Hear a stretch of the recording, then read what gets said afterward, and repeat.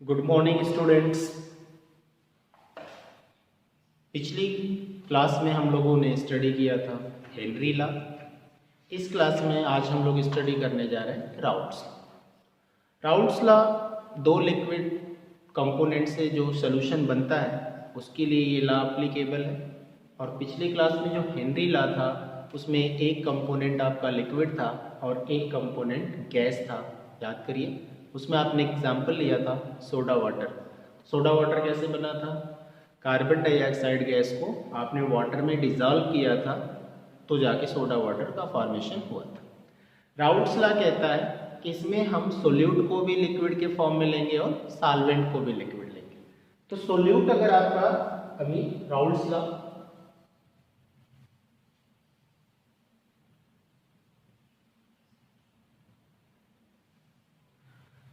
बोलता है कि इसमें आपका सॉल्वेंट जो आप लेने वाले हैं वो किस फॉर्म में लेंगे? लिक्विड में लेंगे। और जो आपका सोल्यूट होगा वो भी किस फॉर्म में होगा? लिक्विड के फॉर्म में। यानी इसको हम बोलते हैं लिक्विड लिक्विड सॉल्यूशन। तो राउल्ट्स लॉ क्या है इसको मैं आपको समझाता हूं। राउल्ट्स लॉ कहता है the partial vapour pressure of each component present in the solution is directly proportional to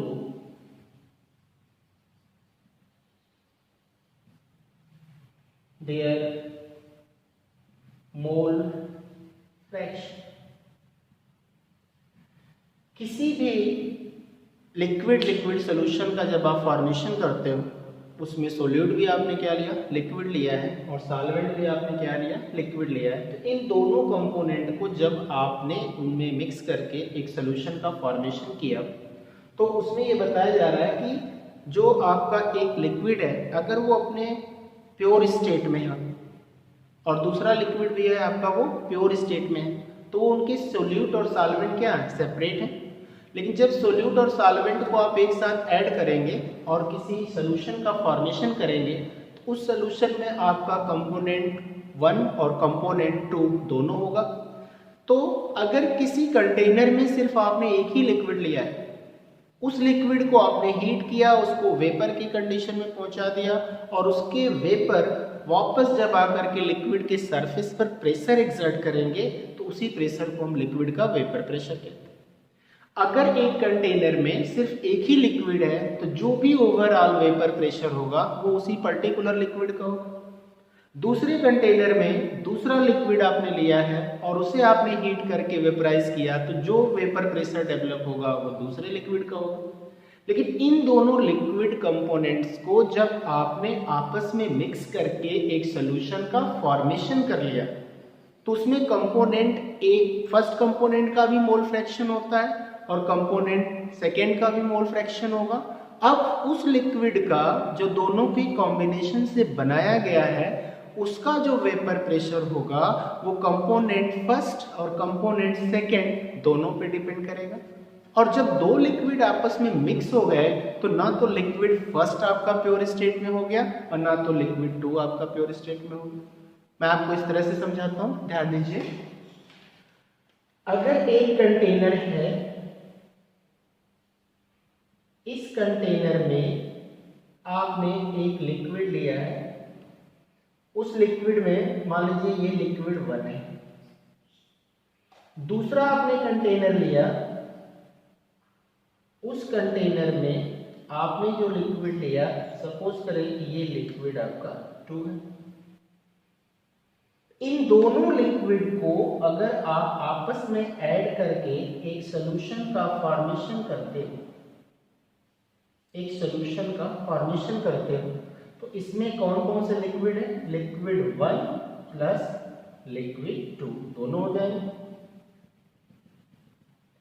अब अगर ये लिक्विड फर्स्ट है यानी फर्स्ट कंटेनर में आपका लिक्विड 1 है तो जितना भी इसके मॉलिक्यूल्स वेपर प्रेशर एक्सर्ट करेंगे वेपर स्टेट में जाएंगे और वापस वेपर स्टेट से वापस आएंगे तो प्रेशर एक्सर्ट करेंगे, तो वो वेपर प्रेशर किसका होगा, इस लिक्विड 1 का होगा। और सपोज करें उस प्योर लिक्विड 1 का जो वेपर प्रेशर है वो है P1 नॉट। लिक्विड 1 है इसलिए हमने इसके वेपर प्रेशर को क्या बोल दिया, वेपर प्रेशर इसका क्या हो गया, P1 नॉट। फिर उसी तरह जो आपका लिक्विड 2 है इसका जो वेपर प्रेशर होगा उसको आप क्या बोलेंगे, P2 नॉट। ध्यान दें ये लिक्विड 1 है, इसमें कोई दूसरा लिक्विड नहीं है, ये लिक्विड 2 है, इसमें दूसरा कोई लिक्विड नहीं है, तो जो भी यहाँ पर वेपर प्रेशर डेवलप हो रहा है वो लिक्विड का प्योर वेपर प्रेशर होगा। यहाँ पर लिक्विड 2 है, यहाँ पर जो आपका वेपर प्रेशर डेवलप दिख रहा है वो किसका होगा, वेपर प्रेशर लिक्विड 2 का होगा। लेकिन जब इन दोनों लिक्विड को आपने आपस में मिला करके क्या बना लिया, एक सोल्यूशन प्रिपेयर कर लिया, तो इसमें लिक्विड 1 भी है और लिक्विड 2 भी है, तो आप इसको प्योर स्टेट में नहीं कह सकते। इसलिए ये जो लिक्विड बना है, मतलब सोल्यूशन बना है दोनों लिक्विड के कॉम्बिनेशन से, इसमें इस सोल्यूशन का जो वेपर प्रेशर है, वेपर प्रेशर ऑफ सोल्यूशन, वो हम लेते हैं P1 प्लस P2 के टाइम। जहां पर आप ये कह सकते हो P1 जो है वो क्या है, vapour pressure of liquid first या 1, और P2 क्या है, वेपर प्रेशर ऑफ लिक्विड 2। अब मैंने आपको बता दिया कि इस सॉल्यूशन के फॉर्मेशन में जब दोनों लिक्विड कंपोनेंट को आपने मिक्स कर दिया तो इसमें जो वेपर प्रेशर डेवलप होता है वो दोनों लिक्विड पे डिपेंड करेगा। लिक्विड 1 के द्वारा एक्सर्ट किया गया वेपर प्रेशर क्या है, P1 है, और लिक्विड 2 के द्वारा एक्सर्ट किया गया वेपर प्रेशर क्या है, P2 है। तो जब P1 प्लस P2 को ऐड करेंगे तो ये total vapour pressure of solution होता है। राउल्ट्स लॉ कहता है, यानी अकॉर्डिंग टू राउल्ट्स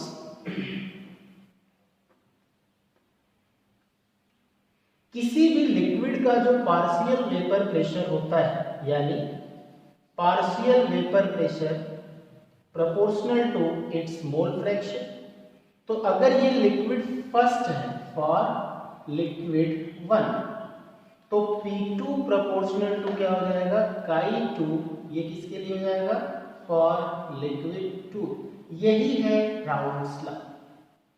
आप इसको समझो, राउल्ट्स लॉ क्या बोलता है, किसी भी सॉल्यूशन में, लिक्विड सोल्यूशन में उस एक पर्टिकुलर लिक्विड का जो पार्शियल वेपर प्रेशर होता है वो उसके मोल फ्रैक्शन के डायरेक्टली प्रोपोर्शनल होता है, दैट इज राउल्ट्स लॉ। क्योंकि आपने सॉल्यूशन का फॉर्मेशन दो लिक्विड के कॉम्बिनेशन से किया है, लिक्विड 1 एंड लिक्विड 2, आप चाहें तो लिक्विड ए लिक्विड बी भी लिख सकते हो। अगर दोनों लिक्विड के कॉम्बिनेशन से आपने सॉल्यूशन का फॉर्मेशन किया है तो इस लिक्विड के मिलाने पर जो सॉल्यूशन बना है उस सॉल्यूशन में आपका वेपर प्रेशर किस बेसिस पर एक्सप्लेन होगा, तो आपने बताया जो जो कंपोनेंट आपने उसमें डिसॉल्व किया है उनके मोल फ्रैक्शन पे डिपेंड करेगा। अब किसी सॉल्यूशन का फॉर्मेशन करते हैं दो लिक्विड को मिला करके और ये बोलते हैं कि इसमें से किस लिक्विड के द्वारा वेपर प्रेशर ज्यादा एक्सर्ट किया जाएगा और किस लिक्विड के द्वारा वेपर प्रेशर कम एक्सर्ट किया जाएगा, तो आपका आंसर क्या होना चाहिए, सर उस सॉल्यूशन के फॉर्मेशन में जो लिक्विड, यानी जिस लिक्विड का मोल फ्रैक्शन ज्यादा होगा डेफिनेटली उसका वेपर प्रेशर भी ज्यादा होगा। अगर हमने एक सॉल्यूशन का फॉर्मेशन किया है, इसमें एक लिक्विड ए है और एक लिक्विड बी, हमने कहा लिक्विड ए का मोल फ्रैक्शन जो है वो 0.04 है और लिक्विड बी का जो मोल फ्रैक्शन है वो 0.06 है। क्योंकि मोल फ्रैक्शन आपने जब स्टडी किया था तो आपने कहा था जितने भी कंपोनेंट्स होते हैं उन सारे कंपोनेंट्स के मोल फ्रैक्शन का टोटल कितना होना चाहिए, 1 आना चाहिए। अगर लिक्विड ए का मोल फ्रैक्शन 0.04 है, लिक्विड बी का मोल फ्रैक्शन 0.06 है, तो किसका मोल फ्रैक्शन ज्यादा हुआ, लिक्विड बी का। और लिक्विड बी का अगर मोल फ्रैक्शन ज्यादा है तो डेफिनेटली लिक्विड बी का वेपर प्रेशर भी ज्यादा होगा, वेपर प्रेशर भी ज्यादा होगा। तो कौन सा लिक्विड वेपर प्रेशर ज्यादा एक्सर्ट करता है इन द सॉल्यूशन, तो सिंपल सा आंसर है सर जिसका मोल फ्रैक्शन ज्यादा होगा उसका वेपर प्रेशर भी ज्यादा होगा। तो राउल्ट्स लॉ क्या कह रहा है? राउल्ट्स लॉ बस यही कह रहा है कि किसी भी लिक्विड लिक्विड सॉल्यूशन में उस पर्टिकुलर लिक्विड का जो पार्शियल वेपर प्रेशर होता है वो उसके मोल फ्रैक्शन के क्या होता है? डायरेक्टली प्रोपोर्शनल होता है। तो अगर लिक्विड 1 है तो लिक्विड 1 का पार्शियल वेपर प्रेशर क्या है? P1 है और उसका मोल फ्रैक्शन क्या है? Chi1 है या X1 भी बोल सकते हैं। दूसरे लिक्विड का वेपर प्रेशर क्या है? P2 है तो उसका मोल फ्रैक्शन क्या है? Chi2 है। तो राउल्ट्स ने क्या बोला? P1 proportional to Chi1 and P2 proportional to Chi2। अब मैं आपको एक बात और बताता हूं, पहले से भी आपको नॉलेज में है कि अब ये जो प्रोपोर्शनल का साइन है अगर इसको हम हटाते हैं तो हमें एक प्रोपोर्शनलिटी कांस्टेंट का यूज करना पड़ेगा। तो इस फार्मूले को हम किस तरह से और लिख सकते हैं, जरा ध्यान देंगे आप कि P1 is equal to P1 not into Chi1 कर देते हैं और P2 is equal to P2 not into Chi2 कर देते हैं, जहां P1 नॉट और P2 नॉट प्रोपोर्शनलिटी कांस्टेंट हैं फॉर लिक्विड 1 एंड लिक्विड 2। यहां से एक बात और ध्यान से देखें आप, ये जो आपने P1 नॉट और P2 नॉट को प्रोपोर्शनलिटी कांस्टेंट के रूप में यूज किया था, ये क्या है? यहां ध्यान से देखें, यहां पर P1 नॉट है और P2 नॉट है। जब आपने दोनों लिक्विड को सेपरेटली रखा था तो जो इनका वेपर प्रेशर था, इनके प्योर स्टेट का वेपर प्रेशर था, उसका रिप्रेजेंटेशन क्या था? P1 not. लिक्विड 2 का जो प्योर स्टेट में वेपर प्रेशर था उसको आपने क्या लिखा है? P2 not. तो मैंने आपको यहाँ पर उसी को प्रोपोर्शनलिटी कांस्टेंट के टर्म में यूज कर दिया, P1 नॉट और P2 नॉट। अब आपको राउल्ट्स लॉ के बेसिस पर एक सिंपल सा रिलेशन ये देखना है और एक दूसरा रिलेशन ये देखना है। अब कहने का मतलब ये है कि अगर कोई सॉल्यूशन जो दो लिक्विड के कॉम्बिनेशन से बनता है और वो राउल्ट्स लॉ को कंप्लीटली फॉलो करता है in all the concentration terms, तो उस सॉल्यूशन को हम क्या कहते हैं? Ideal solution. और जो सॉल्यूशन राउल्ट्स लॉ को फॉलो नहीं करता है उसे हम क्या कहते हैं? Non ideal solution. अभी हम कॉलिगेटिव प्रॉपर्टी जब पढ़ेंगे उसमें हम कंसंट्रेशन के टर्म में एक और कॉलिगेटिव प्रॉपर्टी जिसका नाम है लोअरिंग ऑफ वेपर प्रेशर, वहां पर भी थोड़ा सा हम लोग डिस्कशन करेंगे राउल्ट्स लॉ को। लेकिन अगर प्योर राउल्ट्स लॉ के बारे में आपको जानना था तो ये है आपका राउल्ट्स लॉ। राउल्ट्स लॉ क्या कहता है? The partial vapour pressure of each component present in the solution is directly proportional to their mole fraction. और इस बेसिस पर आप देखिए किसी लिक्विड किसी सॉल्यूशन का फॉर्मेशन करते हैं और उसमें हमने क्या लिया है? लिक्विड 1 लिया है और लिक्विड 2 लिया है, दोनों लिक्विड को मिक्स करके हमने सॉल्यूशन बनाया। प्योर स्टेट में लिक्विड 1 का वेपर प्रेशर क्या है? P1 नॉट है और प्योर स्टेट में लिक्विड 2 का वेपर प्रेशर क्या है? P2 नॉट है। ये इनके प्योर स्टेट में। लेकिन जब दोनों को आपने आपस में ऐड करके सॉल्यूशन का फॉर्मेशन किया तो अब ये प्योर लिक्विड 1 नहीं रह गया और प्योर लिक्विड 2 नहीं रह गया, इन दोनों के मिक्सिंग से क्या बना? एक सॉल्यूशन बन गया। तो इस सॉल्यूशन का जो वेपर प्रेशर होगा वो किस पर डिपेंड करेगा? लिक्विड 1 पे भी डिपेंड करेगा और लिक्विड 2 पे भी डिपेंड करेगा। तो मैंने अभी बताया कि कोई भी लिक्विड 1 लिक्विड 2 जो अपना वेपर प्रेशर रिप्रेजेंट कर रहा है वो किस बेसिस पर कर रहा है? तो आपका आंसर है मोल फ्रैक्शन पे डिपेंड कर रहा है। मैंने आपको बताया किसी सॉल्यूशन के फॉर्मेशन में जब आपने दो लिक्विड कंपोनेंट यूज किया है तो किस लिक्विड कंपोनेंट का वेपर प्रेशर ज्यादा होगा? तो आपने बोला था जिस लिक्विड का मोल फ्रैक्शन ज्यादा होगा उसका वेपर प्रेशर भी ज्यादा होगा। तो मैंने आपका ये टर्म बताया राउल्ट्स का कि अगर लिक्विड 1 है तो उसका पार्शियल वेपर प्रेशर उसके मोल फ्रैक्शन के डायरेक्टली प्रोपोर्शनल होगा और लिक्विड 2 है तो उसका पार्शियल वेपर प्रेशर उसके मोल फ्रैक्शन के डायरेक्टली प्रोपोर्शनल होगा। फिर यहाँ के स्टेप में मैंने क्या कर दिया? प्रोपोर्शनल को हटा करके जब इक्वल साइन लगाते हैं तो एक प्रोपोर्शनलिटी कांस्टेंट का यूज करते हैं और मैंने यहाँ के लिए प्रोपोर्शनलिटी कांस्टेंट P1 नॉट और यहाँ के लिए प्रोपोर्शनलिटी कांस्टेंट P2 नॉट है। अब इन दोनों लिक्विड को जब आपने मिला के एक सॉल्यूशन का फॉर्मेशन किया तो हम इस रिलेशनशिप के बेसिस पर, यहां देखिए इस रिलेशनशिप के बेसिस पर, क्यों? वेपर प्रेशर ऑफ सॉल्यूशन क्या था? P1 plus P2। तो हम यहां पर लिख सकते हैं टोटल वेपर प्रेशर यानी PT किसके लिए ये यूज हो रहा है? सॉल्यूशन के लिए। सॉल्यूशन का जो टोटल वेपर प्रेशर है वो किस पे डिपेंड करेगा? P1 प्लस P2 पे डिपेंड करेगा। और P1 की वैल्यू ध्यान से देखो क्या है, P1 नॉट इंटू Chi1 है, और P2 की वैल्यू क्या है, P2 नॉट इंटू Chi2 है। तो हम इस वैल्यू को यहाँ पर अगर पुट करते हैं तो ये क्या मिलेगा, PT इज इक्वल टू मिलेगा P1 not into Chi1 plus क्या मिलेगा, P2 नॉट इंटू Chi2। और जिस भी किसी लिक्विड सोल्यूशन में अगर ये P टोटल उनके मोल फ्रैक्शन और उनके पार्शियल प्रेशर के मल्टीपल के इक्वल होता है, तब हम उस सॉल्यूशन का नाम क्या रखते हैं, आइडियल सॉल्यूशन। मीन्स जो सॉल्यूशन राउट्स लॉ को कंप्लीटली फॉलो करता है उस सॉल्यूशन को हम क्या कहते हैं, आइडियल सॉल्यूशन कहते हैं। और राउट्स लॉ को कंप्लीटली फॉलो करने का मतलब क्या है, कंसंट्रेशन और टेम्परेचर की किसी भी कंडीशन में अगर आप राउट्स लॉ को फॉलो करते हैं तो आपका सॉल्यूशन क्या होगा, आइडियल सॉल्यूशन होगा। और राउट्स लॉ क्या है, राउट्स लॉ है P proportional to Chi, partial vapour pressure of component directly proportional to its mole fraction. अब मैं इसके बाद आपको पढ़ाऊंगा राउट्स लॉ के बेसिस पर आइडियल और non ideal solution. Thank you.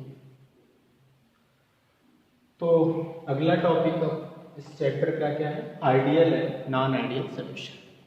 अभी इसके पहले जस्ट हम लोगों ने क्या पढ़ा था, राउट्स लॉ। राउट्स लॉ में आपने क्या पढ़ा था, राउट्स लॉ में आपने पढ़ा था according to Raoult's, simple way में बताते हैं, P प्रोपोर्शनल टू Chi। ये P प्रोपोर्शनल टू Chi क्या है, partial vapour pressure of liquid directly proportional to its mole fraction. आपने ये बोला था कि अगर हमारा एक सॉल्यूशन है जिसका फॉर्मेशन एक लिक्विड A और लिक्विड B से हुआ है, तो लिक्विड A के लिए, फॉर लिक्विड A क्या था, PA proportional to Chi A, और फॉर लिक्विड B क्या था, PB proportional to Chi A। यानी किसी भी सॉल्यूशन में जो भी कंपोनेंट है वो कितना प्रेशर, वेपर प्रेशर एक्सर्ट करता है, ये डिपेंड करता है उस सॉल्यूशन में उसका मोल फ्रैक्शन कितना है। जिस कंपोनेंट का मोल फ्रैक्शन सॉल्यूशन में जितना ज़्यादा होता है उसका पार्शियल वेपर प्रेशर भी उतना ज़्यादा होता है। ये बात किसने बताई, राउट्स ने। फिर आपने बताया कि इन दोनों लिक्विड को जब आपस में कंबाइन करते हैं, liquid A plus liquid B, तो हम यहाँ पर क्या बोल सकते हैं, टर्म जरा ध्यान दीजिएगा, सॉल्यूशन के लिए तो P टोटल क्या हो जाएगा, P total is equal to हो जाएगा PA प्लस P। यहाँ पर आपने बताया था कि अगर ये प्रोपोर्शनल हटाते हैं तो हम एक प्रोपोर्शनलिटी कांस्टेंट यूज करेंगे, यानी PA is equal to PA not into Chi A, और इसके लिए क्या हो जाएगा, PB is equal to PB not into Chi B। इस वैल्यू को आप इस फार्मूले में अगर रखें तो ये क्या हो जाएगा आपका, PA not into Chi A plus PB not into Chi A, that is the routes law. किसी भी सॉल्यूशन में जो सॉल्यूशन का वेपर प्रेशर होता है उस सॉल्यूशन में जो दो कंपोनेंट अवेलेबल हैं वो उनके मोल फ्रैक्शन पर डिपेंड करता है, और जिस कंपोनेंट का मोल फ्रैक्शन जितना ज़्यादा होता है उसका वेपर प्रेशर भी उतना ज़्यादा होता है। ऐसा हमने आपको राउट्स लॉ में बताया। तो अब इससे आइडियल और नॉन आइडियल सॉल्यूशन का क्या टर्म आता है, तो सॉल्यूशन जनरली आइडियल और नॉन आइडियल के टर्म में जब एक्सप्लेन किए जाते हैं तो पूछा जाता है कि कौन सी कंडीशन में सॉल्यूशन आइडियल की तरह बिहेव करेगा और किस कंडीशन में सॉल्यूशन नॉन आइडियल होगा। तो आइडियल सॉल्यूशन क्या होता है, ऐसा सॉल्यूशन जो दो लिक्विड से बना है, ऐसा सॉल्यूशन जो टेम्परेचर और कंसंट्रेशन की किसी भी कंडीशन में राउट्स लॉ को कंप्लीटली फॉलो करता है, हम उस सॉल्यूशन को क्या कहते हैं, आइडियल सॉल्यूशन कहते हैं। अब जब दो कंपोनेंट को हम आपस में मिक्स करके सॉल्यूशन का फॉर्मेशन करते तो उस कंडीशन में दोनों लिक्विड या दोनों कंपोनेंट को मिलाने पर उनके एंथैल्पी में कोई चेंज नहीं आना चाहिए, तो हम उस सॉल्यूशन को आइडियल सॉल्यूशन कहते हैं। मींस दोनों कंपोनेंट को जब आपस में आप मिक्स करोगे तो न तो हीट रिलीज होनी चाहिए ना हीट एब्सॉर्ब होनी चाहिए। ठीक उसी तरह जब दोनों कंपोनेंट को हम आपस में मिक्स करते हैं तो उनके वॉल्यूम में भी किसी भी तरह का कोई भी चेंज नहीं आना चाहिए, तो उस सॉल्यूशन को हम आइडियल सॉल्यूशन कहते हैं। ये वॉल्यूम में चेंज नहीं आने का मतलब क्या हुआ? अगर पहला लिक्विड आपने लिया है 10 ml और दूसरा लिक्विड आपने लिया है 12 ml, ध्यान रहे पहला लिक्विड कितना है 10 ml है, दूसरा लिक्विड कितना है 12 ml है, और टोटल करके आपने कह दिया जो सॉल्यूशन बनाया गया उसका टोटल कितना अमाउंट आया 22 ml है। यानी सॉल्यूशन बनने से पहले दोनों कंपोनेंट का वॉल्यूम मेजर किया तो 22 ml आया, और सॉल्यूशन बनने के बाद जब आपने वॉल्यूम मेजर किया तो भी 22 ml आया। इट मीन्स दोनों लिक्विड को मिलाने पर उनके वॉल्यूम में भी कोई चेंज नहीं आता है। दोनों लिक्विड को मिलाने पर उनके एंथैल्पी यानी एनर्जी यानी हीट में कोई चेंज नहीं आता है, और जो सॉल्यूशन टेम्परेचर और कंसंट्रेशन की हर कंडीशन पर राउल्ट्स लॉ को फॉलो करते हैं उस सॉल्यूशन को हम क्या कहते हैं? Ideal solution. और सबसे स्पेशल बात, ये जो सॉल्यूशन आपने आइडियल सॉल्यूशन बनाया है दो कंपोनेंट्स, पहला कंपोनेंट सपोज करो आप ए था, दूसरा कंपोनेंट क्या है बी है, तो ये राउल्ट्स लॉ के टर्म में आइडियल सॉल्यूशन क्या कहता है कि जो सॉल्यूशन ए और बी के इंटरैक्शन से बना हुआ है उनमें जो ए बी का इंटरैक्शन है, अगर ये इंटरैक्शन इनके प्योर इंटरैक्शन ए और प्योर इंटरैक्शन बी के इक्वल होता है तभी हम उस सॉल्यूशन को क्या बोलते हैं? आइडियल सॉल्यूशन बोलते हैं। तो फॉर आइडियल सॉल्यूशन आपने कुछ बातों को बताया। पहला क्या है? ये इंटरैक्शन की बात बताई। ये पहला क्या है? इंटरैक्शन, यानी जो आपका सोल्यूट सॉल्वेंट इंटरैक्शन है वो उनके प्योर इंटरैक्शन से अगर इक्वल है तो ये सॉल्यूशन क्या होगा? आइडियल सॉल्यूशन होगा। दूसरा पॉइंट आपने बताया था कि जो इनका डेल्टा H मिक्सिंग होगा उसकी वैल्यू क्या होनी चाहिए? 0 आनी चाहिए। तीसरा पॉइंट आपने क्या बताया? जो इनका डेल्टा V मिक्सिंग है यानी वॉल्यूम चेंज भी कितना आना चाहिए? 0 आना चाहिए। और चौथी बात आपने क्या बताई? फॉलो क्या? राउल्ट्स। तो आपको इस पॉइंट से हमने एक्सप्लेन करके बता दिया कि किस सॉल्यूशन को आप आइडियल सॉल्यूशन कह सकते हैं और किस सॉल्यूशन को आप नॉन आइडियल सॉल्यूशन कहते हैं। तो आपने बताया आइडियल सॉल्यूशन हम उसे कहते हैं जो इन 4 कंडीशंस को फॉलो करते हैं। पहला क्या था? उनके बीच का जो इंटरैक्शन है दोनों कंपोनेंट का वो उनके प्योर इंटरैक्शन के इक्वल होना चाहिए। दोनों कंपोनेंट को मिलाने पर उनके हीट में कोई चेंज नहीं आना चाहिए। दोनों कंपोनेंट को मिलाने पर उनके वॉल्यूम में भी कोई चेंज नहीं आना चाहिए। और टेम्परेचर कंसंट्रेशन की किसी भी कंडीशन में अगर वो राउल्ट्स लॉ को फॉलो करते हैं तो उस सॉल्यूशन को हम क्या कहते हैं? Ideal solution. तो फॉर आइडियल सॉल्यूशन आपने एक पॉइंट ये दिखाया है, क्या? ये ध्यान से देखें, यानी इनका जो टोटल वेपर प्रेशर होता है, टोटल वेपर प्रेशर वो किसके इक्वल है? दोनों कंपोनेंट के पार्शियल वेपर प्रेशर के इक्वल है। तो ये इक्वल का साइन ये बताता है ये सॉल्यूशन क्या हो गया? Ideal solution. और ये जो 4 कंडीशन मैंने आपको यहाँ पर दिखाई है, जो सॉल्यूशन इसको फॉलो नहीं करते हैं उन सॉल्यूशन को हम क्या कहते हैं? Non ideal solution. क्या कहना है? ये कह रहे हैं कि हमारा जो AB का इंटरैक्शन है हमारे AA इंटरैक्शन और BB इंटरैक्शन के इक्वल नहीं होना चाहिए।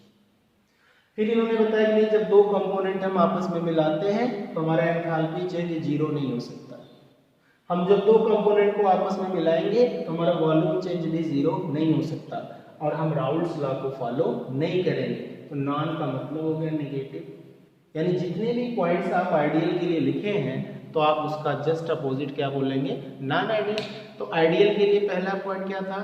टेम्परेचर कंसंट्रेशन की हर कंडीशन में अगर आप राउल्ट्स लॉ को फॉलो करते हैं तो आप आइडियल हैं। तो ये बोलेंगे नहीं करते हैं। दूसरी कंडीशन ये थी कि दो कंपोनेंट को मिलाने पर इनकी एंथैल्पी में कोई चेंज नहीं आना चाहिए, कह रहे हैं एंथैल्पी चेंज हो सकता है। ये कह रहे हैं दो कंपोनेंट को आपस में मिलाने पर इनके वॉल्यूम में कोई चेंज नहीं आ सकता, तो ये कह रहे हो सकता है। फिर ये कह रहे हैं कि इनका जो ए बी का इंटरएक्शन है, दो डिफरेंट का ए और बी दो डिफरेंट का जो इंटरएक्शन है वो उनके प्योर इंटरएक्शन के इक्वल होता है, तो ये कह रहे हैं नहीं होता। अब ये कह रहे हैं नहीं होता, जितनी भी चीज़ों को फॉलो कर रहे हैं नहीं में, तो वो हो गए नॉन आइडियल। इसका मतलब क्या है कि ये जो नॉन आइडियल सोल्यूशन अपना कंडीशन दिखा रहे हैं वो राउल्ट्स लॉ को फॉलो नहीं कर रहे। तो राउल्ट्स लॉ क्या है, ये है राउल्ट्स लॉ। तो राउल्ट्स लॉ को फॉलो ना करने का मतलब क्या है, कह रहे हैं ये जो इक्वल साइन है, ये कह रहे हैं इनका जो इक्वल साइन है ये ज्यादा भी हो सकता है कम भी हो सकता है फॉर नॉन आइडियल सोल्यूशन। फिर इन्होंने बताया delta V mixing is not equal to 0, यहां पर भी not follow Raoult's law, delta V mixing not equal to 0 for non ideal solution. फिर delta H mixing not equal to 0, heat absorb भी हो सकती है, हीट रिलीज भी हो सकती है, वॉल्यूम इंक्रीज भी कर सकता है, वॉल्यूम डिक्रीज भी कर सकता है, और इनका जो कंसंट्रेशन है ये भी इक्वल नहीं होगा इनके प्योर स्टेट से, ये ज्यादा भी हो सकता है और कम भी हो सकता है। तो इस सिचुएशन में हम नॉन आइडियल और आइडियल सॉल्यूशन की स्टडी कर रहे हैं। तो ये किस टर्म में आपने एक्सप्लेन किया, on the basis of Raoult's law. तो राउल्ट्स लॉ की बेसिस पर आपने आइडियल और नॉन आइडियल सॉल्यूशन को बताया। आइडियल सॉल्यूशन किसे कहते हैं, वो सॉल्यूशन जो टेम्परेचर और कंसंट्रेशन की किसी भी कंडीशन में राउल्ट्स लॉ को फॉलो करता है उस सॉल्यूशन को क्या कहते हैं, आइडियल सॉल्यूशन कहते हैं। राउल्ट्स लॉ क्या कहता है, राउल्ट्स लॉ कहता है कि P total is equal to PA plus PB is equal to PA not XA plus PB not X2, यहाँ पर B होना चाहिए। अब जो सॉल्यूशन राउल्ट्स लॉ को फॉलो कर रहा है वो आइडियल सॉल्यूशन होगा। जिस सॉल्यूशन में ए बी इंटरएक्शन उनके प्योर इंटरएक्शन के बराबर होगा वो आपका कैसा होगा, आइडियल सॉल्यूशन होगा। जिसमें डेल्टा एच मिक्सिंग क्या होगा, 0 होगा, वो आपका आइडियल सॉल्यूशन होगा। जिसमें डेल्टा वी मिक्सिंग जो होगा वो 0 होगा, वो आइडियल सॉल्यूशन होगा। और जो इन चारों कंडीशन को फॉलो नहीं करता है वो होता है नॉन आइडियल सॉल्यूशन। अब non ideal solution Raoult's law के अकॉर्डिंग दो डेविएशन शो करता है, दो डिपार्चर शो करता है, और उस डिपार्चर का नाम होता है positive deviation and negative deviation. तो मैं इस अब अगला टॉपिक आपको पॉजिटिव डेविएशन और नेगेटिव डेविएशन पढ़ाता हूँ। तो अगला हेडिंग आपका ये है, non ideal solution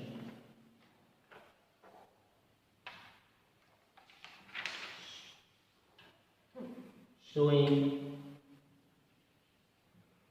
positive deviation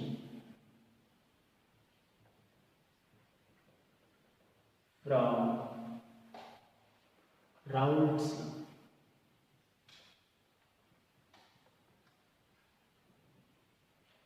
Non-ideal solution showing positive deviation from Raoult's law, ये मैं आपको समझाता हूँ। बच्चों इस टॉपिक में कुछ कंडीशन ऐसी आती हैं जो कुछ सिलेबस बड़े भी होते हैं, कुछ सिलेबस छोटे भी होते हैं। तो जब कोई सिलेबस बड़ा होता है तो उसको आपको स्टेप बाय स्टेप स्टडी करनी चाहिए, और किसी भी स्टेप पे जब आप जाते हो तो उसके प्रीवियस कौन कौन सा सिलेबस हम पढ़ चुके होते हैं, अगर आप उसको सिस्टमेटिक स्टडी करते हुए आएंगे तब आपको सारी चीज़ें प्रॉपर समझ में आएंगी। बीच बीच से किसी क्लास को देखना या वीडियो को जब आप देखेंगे तो उस समय आपको सारा कॉन्सेप्ट उतना इजी वे में क्लियर नहीं होगा। किसी भी कॉन्सेप्ट में अगर कोई भी डाउट क्लियर मतलब करना है आपको तो उसके जस्ट पहले की वीडियो आप देखेंगे तब आपको आगे वाली वीडियो प्रॉपर समझ में आएगी। तो मैं यही आपसे कहना चाह रहा हूँ कि कोई भी टॉपिक अगर आप स्टार्ट करते हो तो उसका कॉन्सेप्ट प्रॉपर क्लियर करने के लिए आपको पिछली क्लास के सिलेबस को देखना पड़ेगा। अभी जस्ट इसके पहले हम लोगों ने अभी क्या पढ़ा था, on the basis of Raoult's law ideal और नॉन आइडियल सॉल्यूशन पढ़ा था। आइडियल सॉल्यूशन क्या था, जो टेम्परेचर कंसंट्रेशन की हर कंडीशन में राउल्ट्स लॉ को फॉलो करता है, आइडियल होता है। जिसमें दो कंपोनेंट को मिलाने पर उनके वॉल्यूम में कोई चेंज नहीं होता, वो आइडियल होता है। उनके एंथैल्पी में भी कोई चेंज नहीं होता, वो आइडियल होता है, और उनका जो सोल्यूट सॉल्वेंट इंटरेक्शन होता है वो उनके प्योर इंटरेक्शन के अगर इक्वल होता है तो वो आइडियल होता है। तो आपने बोला कि जो नॉन आइडियल सोल्यूशन होते हैं इन सारी कंडीशंस को फॉलो नहीं करते हैं और वो राउल्ट्स लॉ से दो डेविएशन रिप्रेजेंट करते हैं या शो करते हैं। उसमें से पहला डेविएशन आपका क्या है, non ideal solution showing positive deviation from Raoult's law. अब हम आपको ये बताते हैं कि जब आपने लिक्विड को किसी इवापोरेटेड वेसल में रखा तो उस समय जो मॉलिक्यूल्स होते हैं लिक्विड के सरफेस पर, ध्यान से समझिएगा, हम वेपर प्रेशर के बारे में आपको बता रहे हैं। जो मॉलिक्यूल्स लिक्विड के सरफेस पर होते हैं वो इनवर्ड पुल सफर करते हैं, ऐसा लगता है कि उनको नीचे की तरफ कोई खींचता है। और जो मॉलिक्यूल्स लिक्विड की बॉडी में होते हैं वो अनअफेक्टेड रहते हैं from all the possible direction. Body का जो मॉलिक्यूल होता है वो अनअफेक्टेड होता है, लेकिन जो सरफेस का मॉलिक्यूल होता है वो इनवर्ड पुल सफर करता है। फिजिक्स में भी आपने इसे सरफेस टेंशन के टर्म में पढ़ा होगा।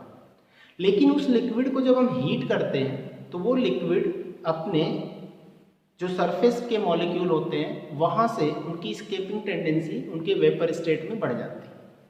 और जब मॉलिक्यूल लिक्विड के सरफेस को छोड़कर वेपर के स्टेट में जाता है तो चूंकि कंटेनर वॉल क्या है, वो क्लोज्ड वेसल है, तो उस मॉलिक्यूल को बाहर जाने का कोई स्पेस नहीं मिलता, तो वो क्या करता है, उसमें घूमता रहता है जितनी उसके साथ काइनेटिक एनर्जी होती है। अब वो कंटेनर की दीवार से बार बार क्या करता है, टकराता रहता है, और ऐसी सिचुएशन में वो मॉलिक्यूल अपनी काइनेटिक एनर्जी को क्या करता है, लॉस करता है। और जब वो अपनी काइनेटिक एनर्जी को लॉस करता है then molecule revert back to its liquid surface. और जब वो लिक्विड के सरफेस पर आता है तब वो लिक्विड के सरफेस पर जो प्रेशर एक्सर्ट करता है उसी प्रेशर को हम क्या कहते हैं, वेपर प्रेशर कहते हैं। अब उस लिक्विड में जितना ज़्यादा वेपर बनेगा उतना ज़्यादा उसका वेपर प्रेशर होगा। लिक्विड में वेपर ज़्यादा कैसे बनेगा, आप जितना ज़्यादा टेम्परेचर बढ़ाओगे वेपर ज़्यादा उतना बनेगा और वेपर प्रेशर भी बढ़ेगा। It means vapour pressure of liquid is directly proportional to temperature, ऐसा राउल्ट्स ने बताया। तो ये नॉन आइडियल सोल्यूशन जो राउल्ट्स लॉ से पॉजिटिव डेविएशन शो करते हैं तो ये किस टर्म में बताते हैं, तो मैं आपको सबसे पहले इनके इंटरैक्शन की बेसिस पर समझाता हूँ। मैंने कहा कि जो दो कंपोनेंट थे आपके, टू कंपोनेंट्स, कौन कौन है, ए एंड बी। आपने बोला कि राउल्ट्स लॉ के बेसिस पर जो कंपोनेंट ए और बी का इंटरैक्शन था वो उनके प्योर इंटरैक्शन के इक्वल होता है। अगर उनके प्योर इंटरैक्शन के इक्वल होता है तो ये इसको फॉलो कर रहे हैं राउल्ट्स लॉ। अब नॉन आइडियल सोल्यूशन ने क्या बताया कि नहीं, इनका ए बी का इंटरैक्शन इनके प्योर इंटरैक्शन के इक्वल नहीं हो सकता है। तो नहीं हो सकता है तो मतलब क्या हो सकता है, या तो ज्यादा हो सकता है मैक्सिमम, या फिर स्मॉल हो सकता है। For non ideal solution, for non ideal solution ये वैल्यू जो ए बी इंटरैक्शन की है वो क्या हो सकती है, दिखाते हैं आपको, ए डॉट डॉट बी का interaction greater than their pure interaction, या ए डॉट डॉट बी का interaction less than their pure interaction. इस इंटरैक्शन की बेसिस पर मैं आपको बताता हूँ।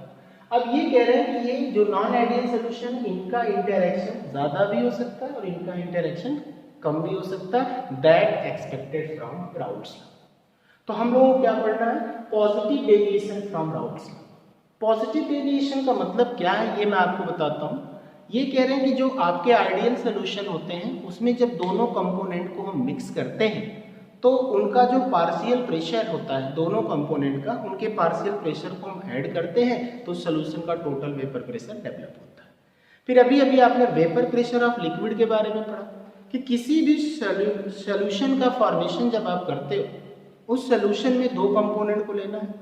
तो पहले से अगर हमने एक सॉल्वेंट कंपोनेंट लिक्विड स्टेट में ले लिया और दूसरा जो हमने सोल्यूट कंपोनेंट उसमें ऐड किया तो उस सोल्यूट कंपोनेंट के आ जाने पर सॉल्वेंट पार्टिकल की जो एस्केपिंग टेंडेंसी होती है वो डिक्रीज कर जाती है, यानी उनके वेपर में जाने की जो कंडीशन होती है वो कम हो जाती है, तो उनका वेपर प्रेशर भी कम हो जाता है।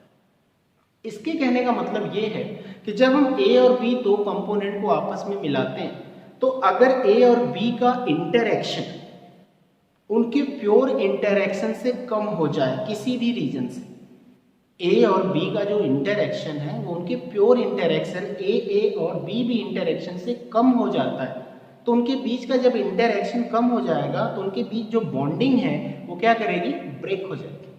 और जब बॉन्डिंग ब्रेक हो जाएगी तो वो एक दूसरे से बंधे नहीं रहेंगे, वो क्लोजली एसोसिएट नहीं रहेंगे। किसी भी दो कंपोनेंट को आप किसी बॉन्ड से एक दूसरे से कनेक्ट किए हैं और अगर वो बॉन्ड ब्रेक कर जाता है तो वो कंपोनेंट क्या होते हैं, फ्री हो जाते हैं, तो उनके वेपर में जाने का चांस क्या होता है, बढ़ जाता है। और जब कंपोनेंट का इंटर मॉलिक्यूलर इंटरेक्शन कम हो जाता है और ब्रेक कर जाता है तो वो फ्री हो जाते हैं और वो लिक्विड स्टेट से वेपर स्टेट में पहुंच जाते हैं। और जितना ज़्यादा से ज़्यादा वो वेपर स्टेट में जाएंगे तो उनका वेपर प्रेशर भी उतना ज़्यादा होगा, that expected from Raoult's law. तो ऐसे लिक्विड लिक्विड सॉल्यूशन जिसमें उनका इंटरैक्शन प्योर इंटरैक्शन से कम होता है, यानी ए बी का इंटरैक्शन उनके ए इंटरैक्शन और बी इंटरैक्शन से कम होता है, तो वो राउल्ट्स लॉ से पॉजिटिव डेविएशन दिखाते हैं। क्यों? क्योंकि जब उनका इंटरैक्शन कम हो जाता है, उनके बीच होने वाली बॉन्डिंग ब्रेक कर जाती है, तो वो कंपोनेंट के मॉलिक्यूल्स या पार्टिकल क्या होते हैं, फ्री हो जाते हैं और वो ज़्यादा से ज़्यादा वेपर स्टेट में पहुंच जाते हैं। और जितना ज़्यादा पार्टिकल्स वेपर स्टेट में जाएगा उतना ज़्यादा उस लिक्विड का वेपर प्रेशर बढ़ेगा। तो लिक्विड का वेपर प्रेशर क्यों बढ़ रहा है? क्योंकि ए बी का इंटरैक्शन उनके प्योर इंटरैक्शन से कम हो जा रहा है। तो ऐसे सॉल्यूशन राउल्ट्स लॉ से क्या दिखाते हैं, पॉजिटिव डेविएशन दिखाते हैं। अब आपने अभी बताया क्या कि फॉर आइडियल सॉल्यूशन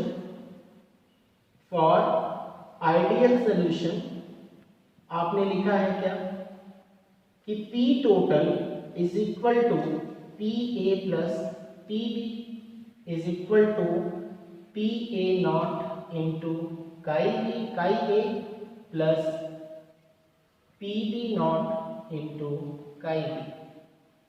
ये तो आइडियल सॉल्यूशन के लिए था। अब आपने बोला कि जो इनका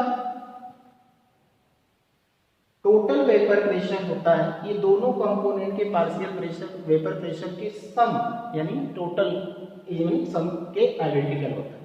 लेकिन नॉन आइडियल सॉल्यूशन जो पॉजिटिव डेविएशन दिखाता है उसके लिए क्या आप दिखाएंगे कि जो आपका P टोटल की वैल्यू होती है, P टोटल जो होता है वो greater than PA plus PB होता है। पॉजिटिव डेविएशन का मतलब हो गया कि राउल्ट्स लॉ ने जो वेपर प्रेशर एक्सप्लेन किया है इस सॉल्यूशन के लिए, अगर non ideal solution positive deviation दिखाएगा तो नॉन आइडियल सॉल्यूशन का वेपर प्रेशर राउल्ट के द्वारा दिए गए वेपर प्रेशर से ज़्यादा होगा। और ये वेपर प्रेशर ज़्यादा तभी होगा जब इनका इंटरैक्शन कम होगा। तो मैंने आपको बताया कि नॉन आइडियल सॉल्यूशन के लिए फॉर नॉन आइडियल सॉल्यूशन जो कौन सा डेविएशन दिखा रहा है, पॉजिटिव डेविएशन दिखा रहा है, उसके लिए क्या हो जाएगा, P total greater than PA plus PB means greater than PA not chi A plus PB not chi। ये जो आपने रिलेशनशिप दिया ये वो रिलेशनशिप है जो non ideal solution Raoult's law से पॉजिटिव डेविएशन दिखा रहा है। और राउल्ट्स लॉ से वो पॉजिटिव डेविएशन कैसे दिखा रहा है, जब उनके AB का इंटरैक्शन उनके प्योर इंटरैक्शन से कम होता है। अब प्योर इंटरैक्शन मतलब ये हो गया आपका पॉजिटिव डेविएशन के लिए, और ये किसके लिए जाएगा, नेगेटिव डेविएशन। तो नॉन आइडियल सॉल्यूशन जो है वो पॉजिटिव डेविएशन दिखाता है राउल्ट्स लॉ से, कब, जब उसका वेपर प्रेशर राउल्ट्स के द्वारा दिए गए वेपर प्रेशर से ज्यादा होता है। तो उसका वेपर प्रेशर राउल्ट के वेपर प्रेशर से ज्यादा कब होगा, जब उनके कंपोनेंट का इंटरैक्शन उनके प्योर इंटरैक्शन से कम होगा। जब इंटरैक्शन कम होगा उनके बीच की बॉन्डिंग ब्रेक कर जाएगी तो उनके पार्टिकल्स या मॉलिक्यूल्स फ्री हो जाएंगे और उनके लिक्विड से वेपर स्टेट में जाने के चांसेस बढ़ जाते हैं और फिर वेपर प्रेशर भी बढ़ जाता है। अब मैं आपको इसके लिए एक एग्जाम्पल की बात करता हूँ। एग्जाम्पल ये है कि जो आपका एथेनॉल है C2H5OH और एक कंपाउंड आपका हमने लिया साइक्लोहेक्सेन, इन दोनों के कॉम्बिनेशन से हमने क्या बनाया, एक सोल्यूशन। एथेनॉल और साइक्लोहेक्सेन का एक कॉम्बिनेशन जिससे हमने आपका एक सोल्यूशन।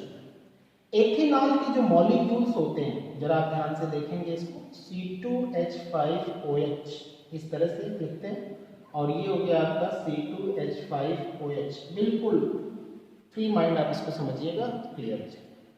अब C2H5OH का ये पहला मॉलिक्यूल और C2H5OH का ये जो दूसरा मॉलिक्यूल होता है, ये आपस में म्यूचुअली एक इंटरैक्शन से एसोसिएट होते हैं और उस इंटरैक्शन का नाम होता है हाइड्रोजन बॉन्ड। हाइड्रोजन बॉन्ड के थ्रू ये दोनों C2H5OH आपस में क्या है, इंटरलिंक्ड हैं, यानी कनेक्टेड हैं, यानी ये एक दूसरे से जुड़े हुए हैं, ये फ्री नहीं है। लेकिन जब इसमें आप साइक्लोहेक्सेन ऐड करते हो तो साइक्लोहेक्सेन क्या करता है, ये साइक्लोहेक्सेन दोनों एथेनॉल मॉलिक्यूल के बीच में जो हाइड्रोजन बॉन्डिंग होती है उसको ब्रेक कर देता है। क्या करता है, ब्रेक कर देता है। साइक्लोहेक्सेन क्या करता है, ब्रेक द हाइड्रोजन बॉन्ड। और अगर साइक्लोहेक्सेन ब्रेक करता है हाइड्रोजन बॉन्ड को तो ये एथेनॉल के दोनों मॉलिक्यूल आपस में जुड़े रहेंगे या फ्री हो जाएंगे, फ्री हो जाएंगे। और अगर मॉलिक्यूल फ्री हो जाएंगे तो नंबर ऑफ मॉलिक्यूल्स की वेपर स्टेट में जाने की टेंडेंसी बढ़ेगी, तो उनका वेपर प्रेशर भी बढ़ेगा। तो ऐसे सॉल्यूशन राउल्ट्स लॉ से क्या दिखाते हैं, पॉजिटिव डेविएशन दिखाते हैं। इसको मैं ग्राफिकली आपको समझाता हूं तो आपको और अच्छे से समझ में आएगा।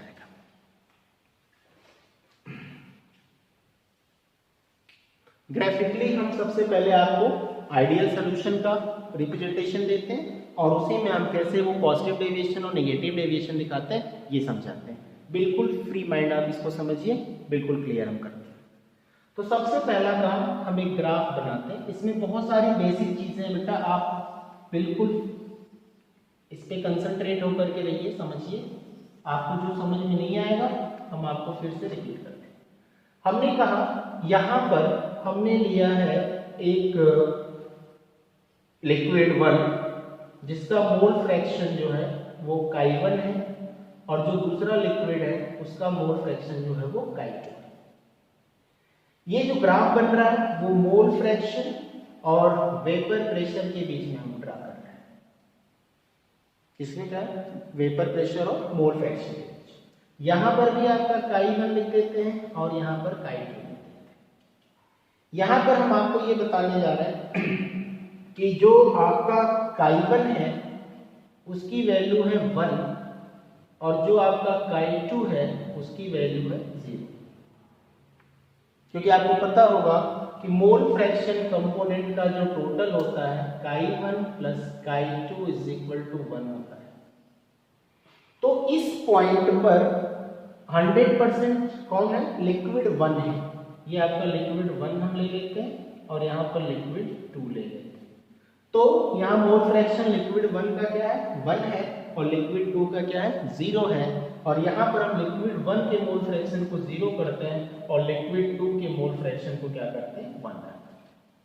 तो इस पर्टिकुलर पॉइंट पर लिक्विड 2 नहीं है, सिर्फ यहाँ पर लिक्विड 1 है और इस पर्टिकुलर पॉइंट पर कौन है, आपका लिक्विड 2 है, लिक्विड 1 नहीं है। तो अब इस बेसिस पर यहां से जो वेपर प्रेशर इस पर्टिकुलर लाइन पर आप रिप्रेजेंट करेंगे वो लिक्विड 1 का होगा या लिक्विड 2 का होगा, लिक्विड 1 का होगा, क्योंकि लिक्विड 2 तो वहां है ही। तो जो भी यहां पर आप प्रेशर दिखाते हो वेपर प्रेशर, वो किसका हो गया, ये मान लीजिए आपका वेपर प्रेशर लिक्विड 1 का है, तो जिसको हम क्या बोलेंगे, P1 नॉट। और इस सिचुएशन में जो आपका देखने को मिल रहा है कि लिक्विड 1 का मोल फ्रैक्शन 0 है और लिक्विड 2 का मोल फ्रैक्शन 1 है, तो इस पर्टिकुलर लाइन पर यानी ये भी आपका वेपर प्रेशर है। तो यहाँ पर जो हमने आपको दिखाया वो किसका दिखा रहा है, हम यहाँ पर लिक्विड 2 का वेपर प्रेशर दिखाएंगे क्योंकि लिक्विड 1 तो 0 है, तो यहाँ पर ये वैल्यू क्या आ जाएगी P2 नॉट।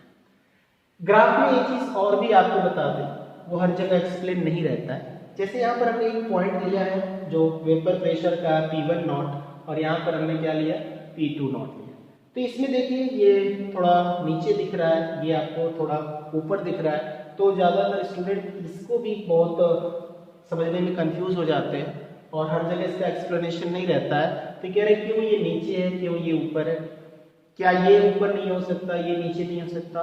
बिल्कुल हो सकता है। ये तो वो रिप्रेजेंटेशन है कि कौन सा लिक्विड कितना वोलेटाइल है। वोलेटाइल मतलब वेपराइजेशन किसमें ज्यादा होगा वो हमेशा ऊपर रहेगा और वेपराइजेशन किसमें कम होगा वो नीचे रहेगा। अगर मैंने P1 नॉट के पॉइंट को P2 नॉट के पॉइंट से नीचे दिखाया है तो इसका मतलब क्या हो जाएगा, ये जो आपका लिक्विड 1 है ये बेटा लेस वोलेटाइल होगा। क्या होगा? लेस वोलेटाइल होगा। और ये क्या होगा? मैक्सिमम या हाईली वोलेटाइल होगा। और जब वोलेटाइल लिक्विड होगा तो उस कंडीशन में उसका वेपराइजेशन थोड़ा फास्ट होगा। अब आपको ये क्लियर हो गया कि ये ऊपर नीचे क्यों है। अगर जो लिक्विड लेस वोलेटाइल है वो नीचे ही होगा और जो हाईली वोलेटाइल है वो ऊपर है। अब आप P1 को भी हाईली वोलेटाइल और P2 को लेस वोलेटाइल रिप्रेजेंट कर सकते हैं। तो यहाँ पर मैंने आपको बताया कि मोल फ्रैक्शन जो लिक्विड 1 का है वो 1 है, यानी इस पर्टिकुलर पॉइंट पे 100% लिक्विड 1 है और इस पर्टिकुलर पॉइंट पे 100% लिक्विड 2 है क्योंकि लिक्विड 2 का मोल फ्रैक्शन 1 है। ये ग्राफ इसके बीच में हमने ड्रा किया, ये ग्राफ हमने ड्रा किया है वेपर प्रेशर और मोल फ्रैक्शन यानी अकॉर्डिंग टू राउल्ट्स लॉ। आपने राउल्ट्स लॉ को भी पढ़ा है क्या? फिर से लिखते हैं P प्रोपोर्शनल टू काई। सब बेसिक चीजें आप इसको याद रखें। अब ये दो डिफरेंट कंपोनेंट के लिए हो जाएगा तो P1 प्रोपोर्शनल टू काई 1 और P2 प्रोपोर्शनल टू काई 2, सिंपल सा। अब इसमें हम क्या बताएं, अगर यहाँ पर कंपोनेंट 2 यानी लिक्विड 2 0 है तो इसका मतलब है कि यहाँ कंपोनेंट 1 यानी लिक्विड 1 का आपने क्या दिखाया है? Vapour pressure. अब इस लिक्विड 1 में जब लिक्विड 2 का एडिशन होगा तो धीरे धीरे लिक्विड 1 का वेपर प्रेशर क्या होगा? डिक्रीज करता जाएगा। क्या करता जाएगा? डिक्रीज करेगा। क्यों करेगा? क्योंकि लिक्विड 1 में अब किसका एडिशन होने जा रहा है? लिक्विड 2 का। तो जब लिक्विड 1 में लिक्विड 2 का एडिशन होगा तो श्योर लिक्विड 1 का वेपर प्रेशर कम होगा। तो ये लाइन या ये ग्राफ ये रिप्रेजेंटेशन कर रहा है कि ये जो आपका लिक्विड 1 है इसका वेपर प्रेशर वो धीरे धीरे डाउनवर्ड आता जाएगा और पॉइंट इस पॉइंट पर आकर के ये लिक्विड 1 0 हो जाएगा। तो ये मैंने जो एरो से रिप्रेजेंटेशन दिया है ये क्या दिया है? मैंने दिया क्या? लिक्विड 1 धीरे धीरे अपने वेपर प्रेशर को डिक्रीज कर रहा है। क्यों कर रहा है? क्योंकि ये लिक्विड 1 में जब लिक्विड 2 का एडिशन कर रहे हैं तो लिक्विड 1 का मोल फ्रैक्शन कम हो रहा है। तो जब मोल फ्रैक्शन कम होगा तो वेपर प्रेशर भी कम होगा। तो इस पॉइंट पर आते आते आपका लिक्विड 1 0 हो जाएगा तो उसका वेपर प्रेशर भी 0 हो जाएगा। अब यहाँ से लिक्विड 2 को हम इस तरह से दिखा रहे हैं। लिक्विड 2 को दिखाने का टर्म क्या है कि अब यहाँ से जब आप लिक्विड 2 की तरफ स्मॉल फ्रैक्शन के लाइन पे आएंगे, लिक्विड 1 में जब लिक्विड 2 ऐड होगा तो अगर यहाँ लिक्विड 2 का वेपर प्रेशर 0 है तो लिक्विड 2 का जब एडिशन होगा तो जैसे जैसे लिक्विड 2 का आप एडिशन करोगे उसका वेपर प्रेशर धीरे धीरे क्या होगा? इंक्रीज करेगा और इंक्रीज करते करते वो किस पॉइंट पर पहुंचेगा? P2 नॉट पे पहुंचेगा। तो ये जो ग्राफ आपको इधर से इधर दिखाया जा रहा है, ध्यान दीजिएगा ये स्ट्रेट लाइन होती है। इसको आप स्ट्रेट लाइन में ही कन्वर्ट कर सकते हैं। आप स्ट्रेट बना लीजिएगा, कोशिश करें।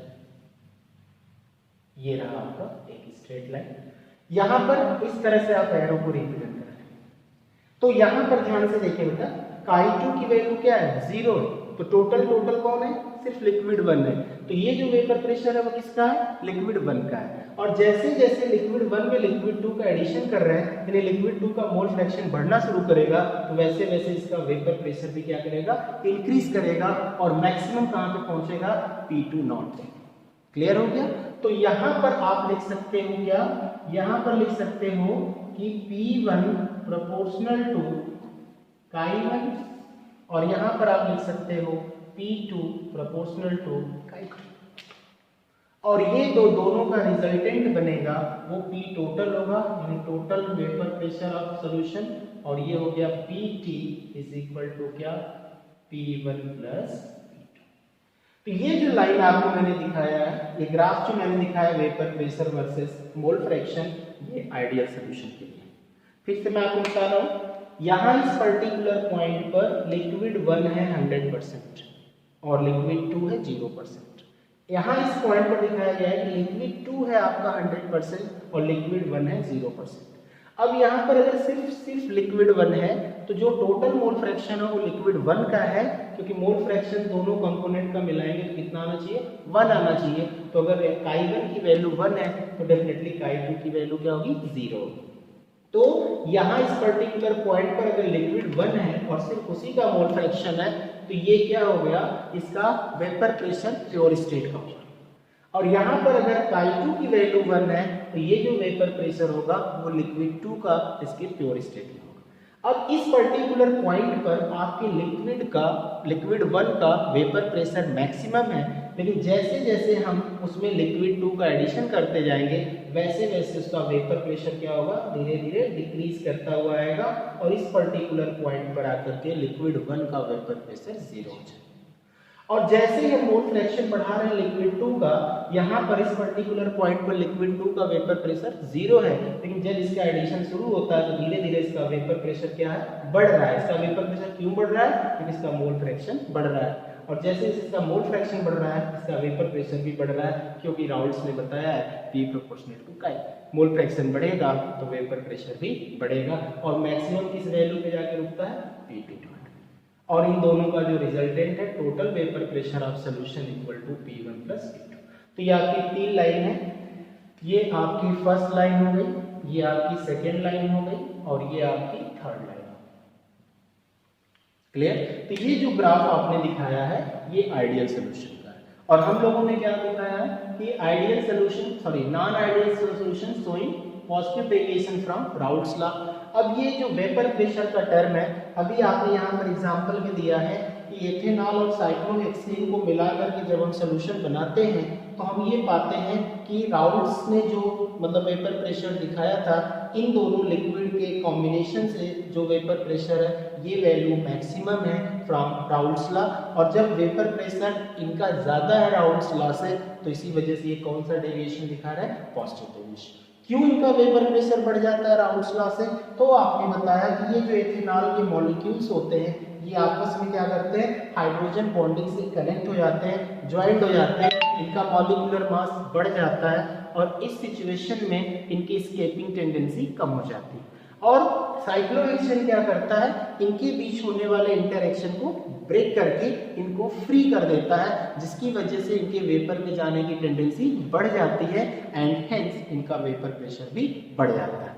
तो ये जो आपने आइडियल की लाइन दिखाई है, अब इसमें हम इनका वेपर प्रेशर इंक्रीज करता है तो इसको कैसे रिप्रेजेंट करते हैं मैं इसी ग्राफ में आपको बताता हूँ। अब ये वेपर प्रेशर का जो लाइन है ये राउल्स के द्वारा आइडियल सॉल्यूशन के लिए दी गई थी। अब नॉन आइडियल सॉल्यूशन के लिए क्या करेंगे, इनका जो वेपर प्रेशर का रिप्रेजेंटेशन आप करेंगे वो इस लाइन से ऊपर इनका वेपर प्रेशर है लाइक दिस, और ये भी यहाँ से उठाएंगे और ये आएगा ऐसे, और ये उठाएंगे तो ये होगा ऐसे। अब ये जो ग्राफ आपने दिखा दिया ये है non ideal solution showing positive deviation from Raoult's law. तो इस तरह से हम इसका ग्राफिकल रिप्रेजेंटेशन कर सकते हैं। तो क्यों हुआ इनका वेपर प्रेशर ज्यादा that expected from Raoult's law, क्योंकि इनके बीच जो इंटरेक्शन होता था ड्यू टू हाइड्रोजन बॉन्डिंग ये इनका जो दूसरा कंपोनेंट है वो उसे ब्रेक कर देता है और इनके सॉल्वेंट के पार्टिकल्स की एस्केपिंग टेंडेंसी को बढ़ा देता है, वेपर में जाने के चांसेस बढ़ जाएंगे तो डेफिनेटली वेपर प्रेशर बढ़ जाता है। अब मैं आपको बताता हूँ ये non ideal solution negative deviation कैसे शो करते हैं, बिल्कुल इसी टर्म के अकॉर्डिंग हम आपको उसको भी एक्सप्लेन कर देते हैं। अभी आपने जैसे पॉजिटिव डेविएशन के लिए बताया किस बेसिस पर, इंटरैक्शन की बेसिस पर। पॉजिटिव डेविएशन में आपको ये एक बात बस याद रखना था कि for positive deviation AB interaction is less than their pure interaction. अगर ये पॉइंट आपको याद है तभी आप पॉजिटिव डेविएशन को बिल्कुल क्लियर तरीके से समझ सकते हैं। अब हमें क्या करना है कि non ideal solution showing negative deviation from Raoult's law. जब नेगेटिव डेविएशन शो कर रहे हैं तो इसका मतलब अब जो सॉल्यूशन होगा उसका वेपर प्रेशर जो है वो राउल्ट्स के वेपर प्रेशर से कम आना चाहिए। अब सॉल्यूशन का वेपर प्रेशर राउल्ट्स के वेपर प्रेशर से कम कैसे हो सकता है? जब उनका इंटरएक्शन स्ट्रांग हो जाएगा। और जब इंटरएक्शन स्ट्रांग हो जाएगा ये सारे पार्टिकल्स आपस में बंध जाएंगे, जुड़ जाएंगे, तो उनकी एस्केपिंग टेंडेंसी वेपर स्टेट में क्या होगी? कम हो जाएगी। और जब वेपर में कम पार्टिकल जाएंगे तो वेपर कम बनेगा, तो डेफिनेटली वेपर प्रेशर भी कम होगा। तो फिर इसी टर्म को अपोजिट कर दे हम तो ये नेगेटिव डेविएशन हो जाएगा। और ये जो ग्राफ आइडियल लाइन के ऊपर से आप दिखा रहे हो वो नीचे से अगर दिखाते हैं तो वो भी हो जाएगा ग्राफ किसके लिए? Non ideal solution showing negative deviation from Raoult's. अब मैं आपको इसी टर्म को थोड़ा सा चेंज करके बताता हूँ कि नॉन आइडियल सॉल्यूशन जो नेगेटिव डेविएशन शो करेगा राउल्ट्स लॉ से, इसी के बेसिस पर आप अपने से जब पॉजिटिव डेविएशन क्लियर हो गया तो नेगेटिव डेविएशन उसका अपोजिट आपको लिखना सब कुछ। अब देखो ध्यान से आप यहाँ पर आपने पॉजिटिव डेविएशन के लिए क्या बताया था कि AB का इंटरएक्शन जो है उनके प्योर इंटरएक्शन से कम होना चाहिए। तो अब ये नेगेटिव डेविएशन अगर दिखाना चाहेंगे तो इनके AB का इंटरएक्शन इनके प्योर इंटरएक्शन से ज्यादा होना चाहिए। और अगर AB का इंटरएक्शन प्योर इंटरएक्शन से ज्यादा है तो इसका मतलब सारे पार्टिकल्स या मॉलिक्यूल्स एक दूसरे से क्लोजली एसोसिएट हो जा रहे हैं, अपना मॉलिक्यूलर मास बढ़ा दे रहे हैं, और जिसका मॉलिक्यूलर मास ज्यादा होगा उसकी काइनेटिक एनर्जी या उसकी एस्केपिंग टेंडेंसी क्या होगी? कम हो जाएगी, यानी वो वेपर स्टेट में इजीली नहीं जाएगा, तो उसका वेपर प्रेशर कम हो जाएगा। तो उसके लिए भी मैं आपको एक एग्जांपल देता हूँ। उस एग्जांपल की बेसिस पर ये बताया जाता है कि एक मॉलिक्यूल जैसे ये आपका वाटर है, दूसरा मॉलिक्यूल भी आपका ये वाटर है, इनके टर्म में हम H2SO4 को ऐड करते हैं। किसको करते हैं? H2SO।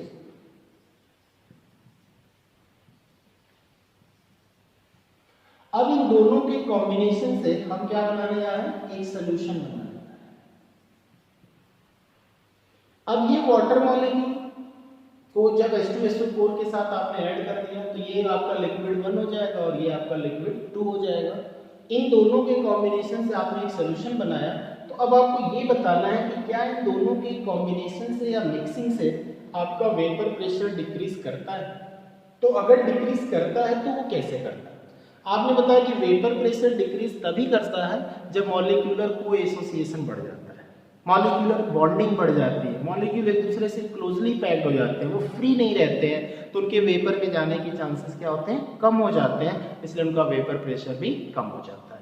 तो अब हम आपको ये बताते हैं कि यहाँ पर जो वाटर मॉलिक्यूल्स थे ये म्यूचुअली कोई इंटरलिंक्ड नहीं थे, और यहाँ पर H2SO4 का टर्म जब आता है तो इन दोनों के कॉम्बिनेशन से क्या होता है? जो सोल्यूशन बना है उसमें hydrogen bonding and other molecular interaction increases। Means ये सल्फ्यूरिक एसिड क्या करता है? ये वाटर मॉलिक्यूल को म्यूचुअली एक दूसरे के साथ एसोसिएट कर देता है। अगर वो एक दूसरे से एसोसिएट हो जाते हैं वाटर मॉलिक्यूल इस तरह से तो ये बढ़ जाते हैं। तो इसका मतलब इनका जब एसोसिएशन बढ़ जाता है तो ऐसी सिचुएशन में इनकी स्केपिंग टेंडेंसी क्या हो जाती है? कम हो जाती है। और जब इनकी स्केपिंग टेंडेंसी कम हो जाएगी तो इनका वेपर स्टेट में जाने का चांस क्या होगा? कम हो जाएगा, इसलिए इनका वेपर प्रेशर भी कम हो जाएगा। That expected from Raoult's law. तो ये पहले फ्री थे मॉलिक्यूल्स, ये भी फ्री थे आपस में, लेकिन जब इन दोनों को कंबाइन करके सोल्यूशन बनाया गया तो ये दोनों एक दूसरे के साथ क्या कर गए? इंटरएक्शन कर गए।